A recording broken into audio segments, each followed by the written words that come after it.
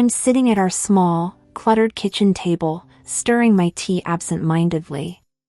It's been a rough day, or maybe it's just the pregnancy hormones making everything feel more intense. My name is Nora. I'm 32, working as a sports manager for a top American football team, and now, expecting. You'd think that'd be enough excitement for one lifetime, but no, there's always family drama to spice things up.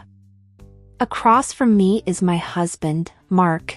He's the kind of guy who you know you can always count on. Kind, understanding, and, let's be honest, easy on the eyes too. He's been my rock through everything, especially now, with the baby on the way. Nora, you okay? Mark asks, his brow furrowed with concern. His voice always has a way of sounding like a warm hug. Yeah, just thinking, I reply, trying to smile. Mark reaches across the table, taking my hand in his. Whatever it is, we'll handle it together, okay? I nod, feeling a little better. But the thought of facing his family again makes my stomach twist. They've never been my biggest fans. Mark's mom, Mrs. Thompson, is the type who smiles to your face but whispers behind your back. And then there's his sister, Laura. She's 2 years older than me, married with 2 kids, and she's made it her personal mission to make my life miserable. It started off as small jabs here and there, but ever since we announced the pregnancy, she's been relentless. Just yesterday, at the family dinner, she started again. So, still hanging around those football players all day? Laura asked, her voice dripping with fake sweetness. Mark jumped in before I could respond. Laura, cut it out. You know she's professional. Laura just laughed, a harsh, grating sound. I'm just saying, it's a lot of temptation, isn't it? All those fit, young guys? I clenched my fists under the table, trying to keep my cool. It's the same every time. She hints, insinuates things about me and my job, about my loyalty to Mark. It's exhausting. Mark's mom, sitting beside Laura, always chimes in with her own subtle digs. Well, we just want what's best for Mark, don't we? I remember looking at Mark, feeling a mix of gratitude and frustration. He's always there, standing up for me, but his family's words still sting. It's like they're waiting for me to slip up, to prove their point. Hey, Nora, Mark says, snapping me back to the present. You know none of what they say is true, right? I trust you, completely. I nod again, squeezing his hand.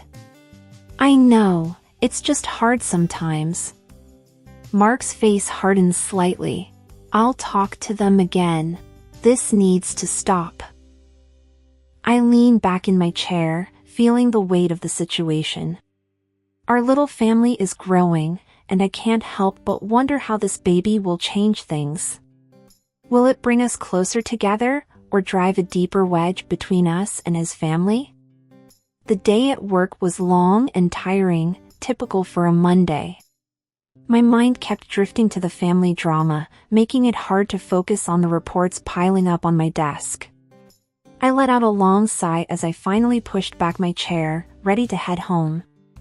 As I walked through the parking lot, I noticed my car had a flat tire. Great, just what I needed, I muttered to myself. Nora, need some help? It was Jake, one of the coaches. He's a giant of a man, always ready to lend a hand.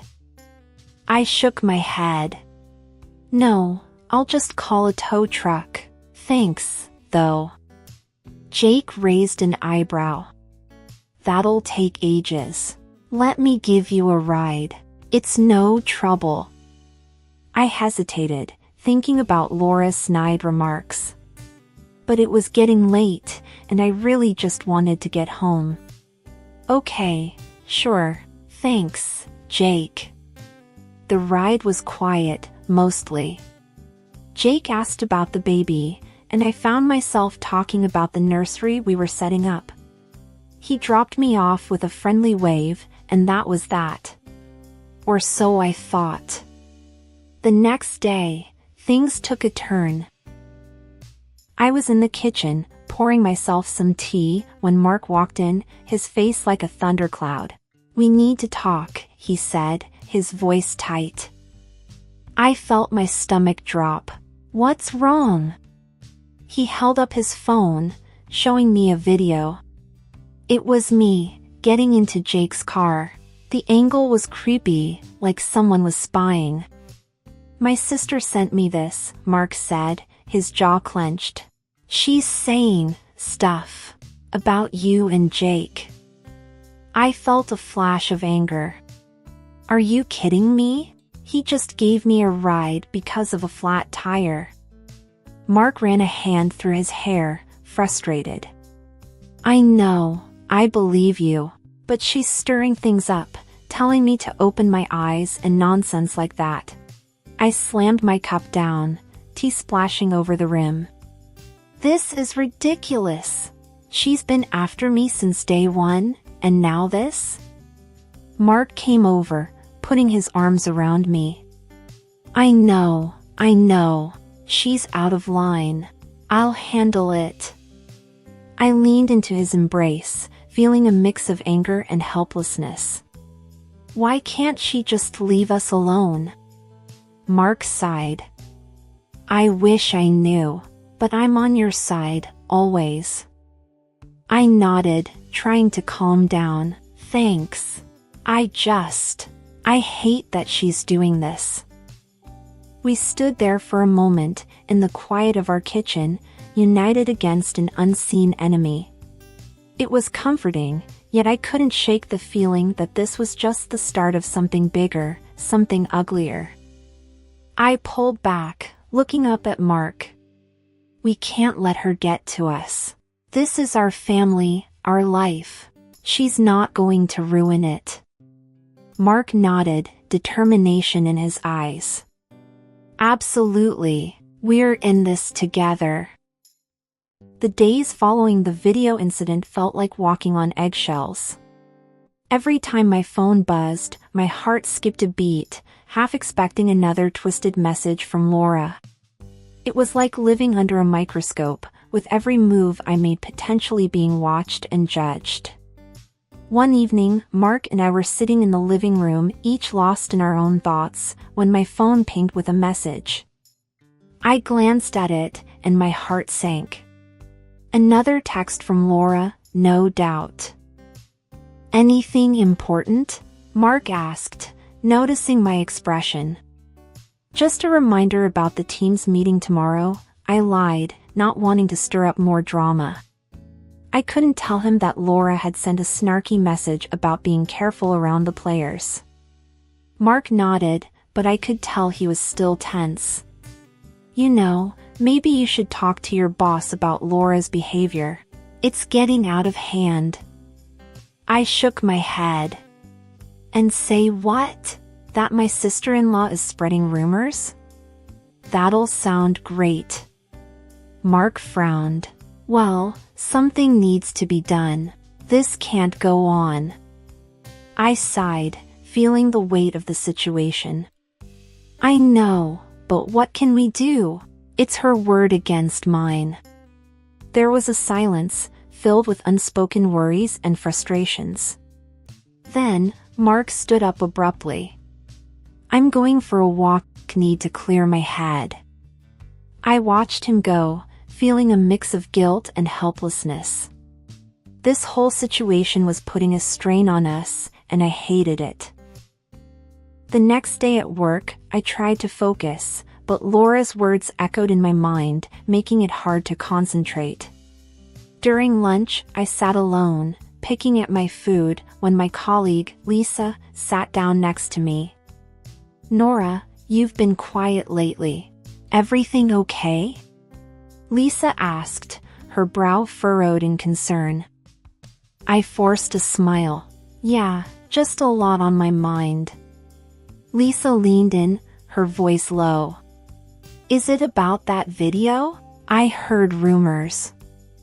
I felt a surge of anger and embarrassment. Who's spreading this nonsense? Lisa shrugged.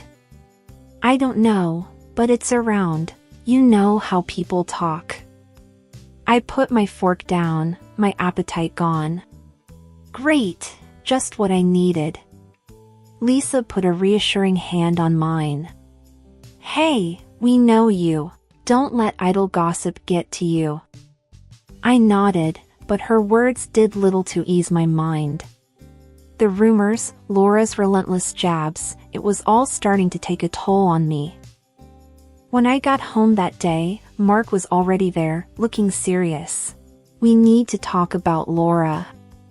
I hung up my coat, bracing myself. What now? Mark hesitated. I think we should confront her, together. Show her we're united. I sighed, feeling a knot in my stomach.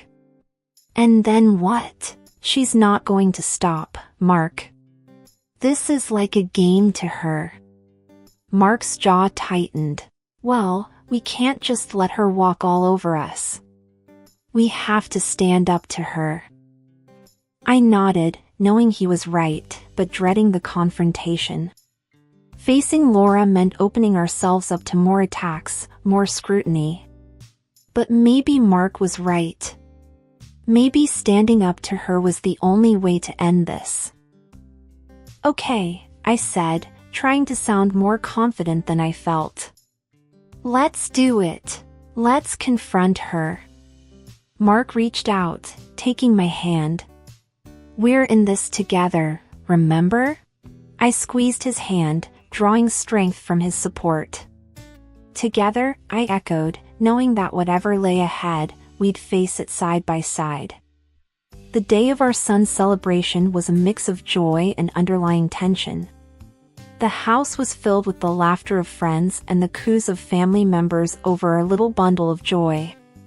I tried to soak in the happiness, but part of me was on edge, waiting for the inevitable drama to unfold. As guests arrived with gifts and warm wishes, I noticed Laura walking in, a smirk playing on her lips. She held a small, neatly wrapped package, her eyes locked on mine. I felt Mark tense up beside me. Let's just get through this, I whispered to him, squeezing his hand. He nodded, giving me a reassuring smile. We've got this. The party went smoothly for a while, everyone cooing over the baby and enjoying the spread of food.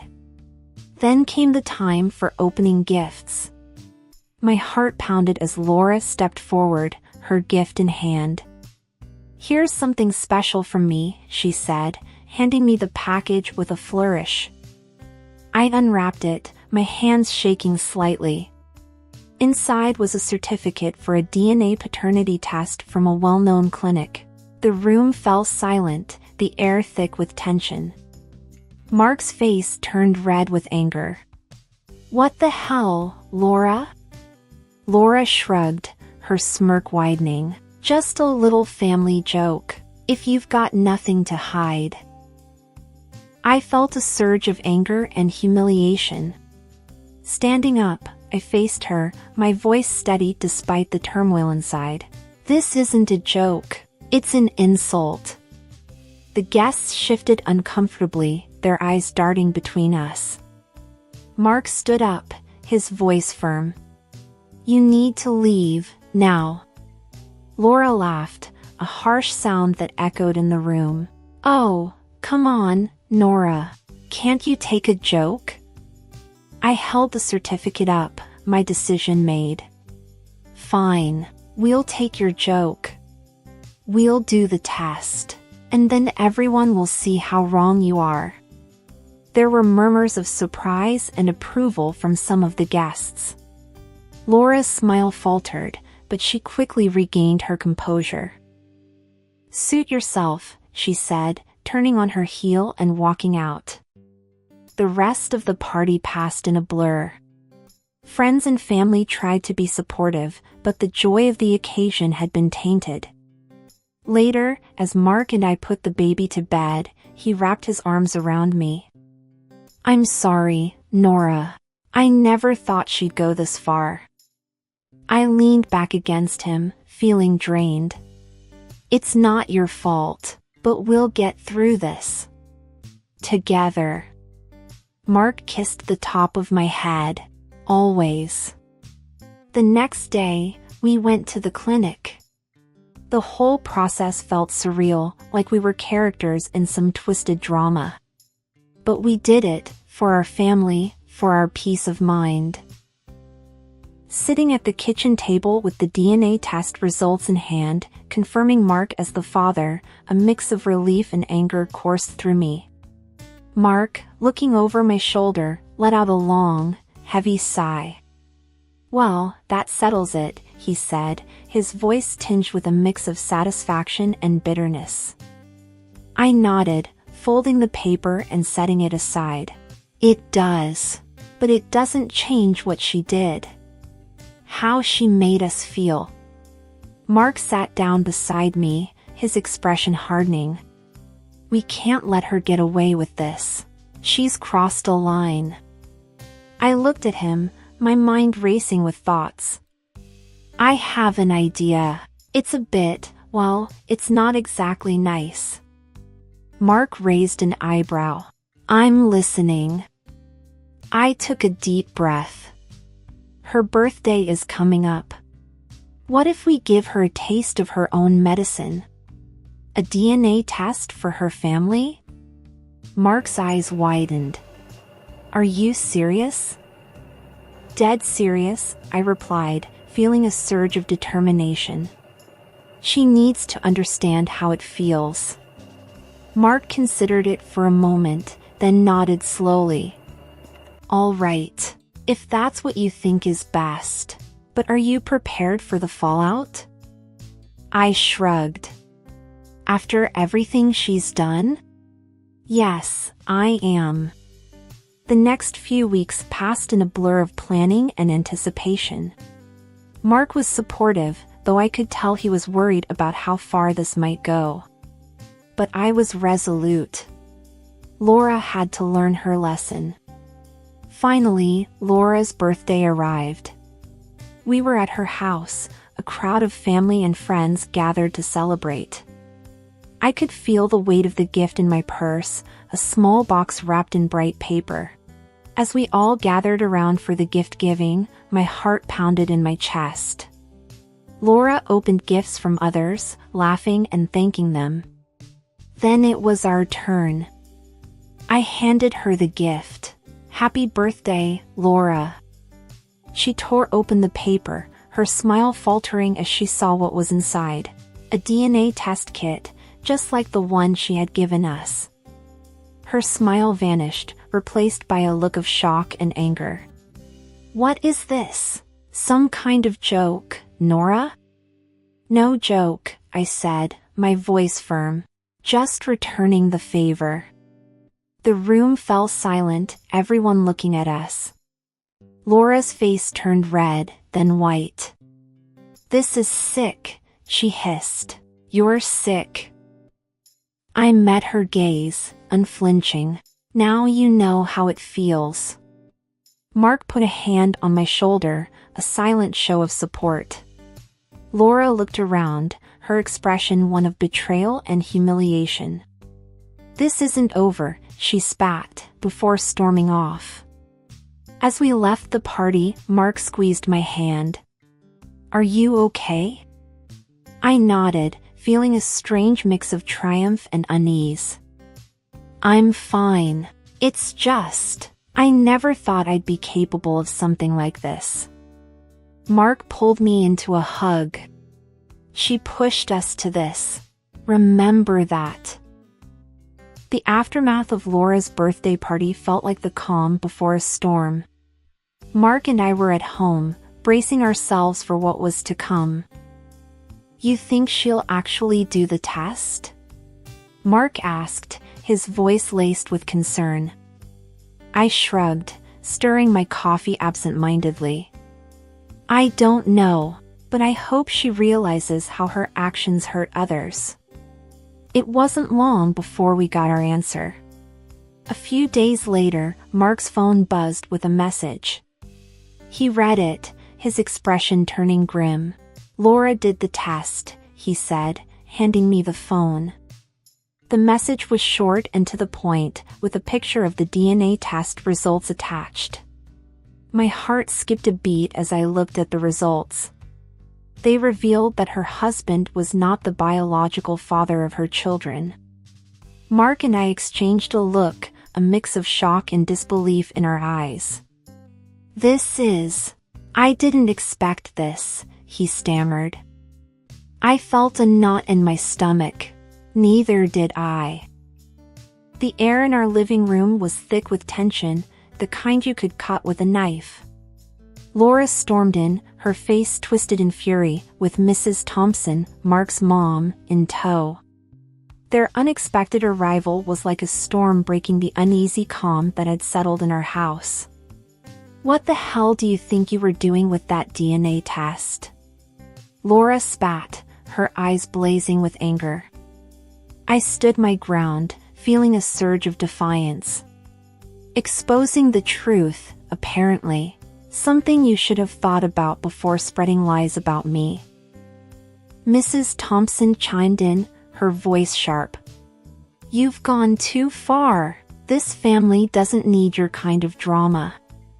I narrowed my eyes, my patience wearing thin. My kind of drama? Laura's been making my life hell since the day I married Mark. I just gave her a taste of her own medicine. Laura's face turned a shade redder. "You're a homewrecker, Nora, that's what you are."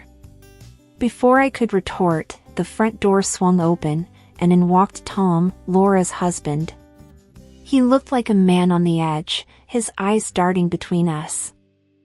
"I can't believe you two. And my wife, my kids." His voice broke. I locked eyes with Laura, who was now visibly shaking. "You want to tell him, or should I?" Laura stammered, but no words came out. I turned to the TV and played the ace up my sleeve, a video from the stadium security. It showed Laura, clear as day, kissing an unknown man in the stands. Tom's face drained of color as he watched. That's my best friend," he whispered, disbelief etched on his face. Laura started to sob, her facade crumbling. "Tom, it's not what it looks like." But Tom wasn't listening. He turned to me, his expression a mix of gratitude and pain. "Thank you. I needed to see this." I shrugged, feeling a cold satisfaction. "Don't thank me, thank Laura for her endless meddling." Mrs. Thompson stood there, speechless, her earlier reproach forgotten. The room was silent except for Laura's crying. Tom turned and walked out, his steps heavy with the weight of betrayal. Laura ran after him, her pleas falling on deaf ears. Mrs. Thompson followed them out in silence. As the door closed behind them, Mark wrapped his arms around me. "You okay?" I leaned into his embrace, feeling a complex mix of relief and regret. "Yeah, it's finally over." The dust had settled in the wake of the scandal, leaving a silence that was both uneasy and reflective. Mark and I sat on our back porch, the evening air cool and comforting. Our son slept peacefully inside, oblivious to the turmoil that had recently engulfed our lives. Mark broke the silence, his voice tinged with a mix of sadness and resolve. "I can't believe it's come to this.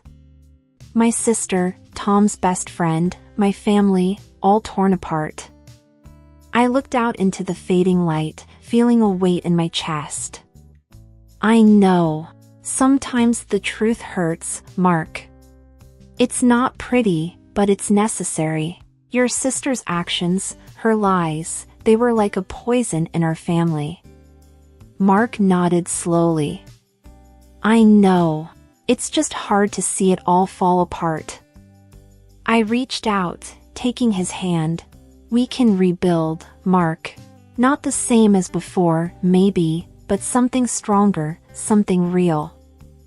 He squeezed my hand, a small smile breaking through his troubled expression.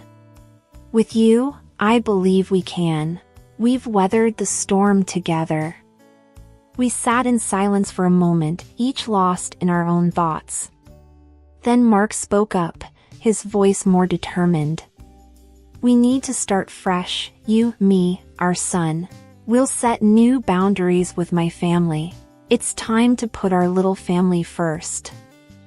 I nodded, feeling a sense of purpose amidst the chaos. I agree. It's time to move forward on our terms. As we stood up to go inside, Mark paused, looking at me with a newfound appreciation. You know, through all of this, you've been my rock. I can't thank you enough for standing by me. I smiled, feeling a warmth spread through me. Always, Mark. We're a team, remember? We walked back into the house, the light spilling out onto the porch, a beacon in the darkness. Inside, our son slept peacefully, a reminder of the love and hope that still remained. I closed my eyes, feeling Mark's steady breathing beside me. Tomorrow was a new day, a new beginning. And we were ready for it.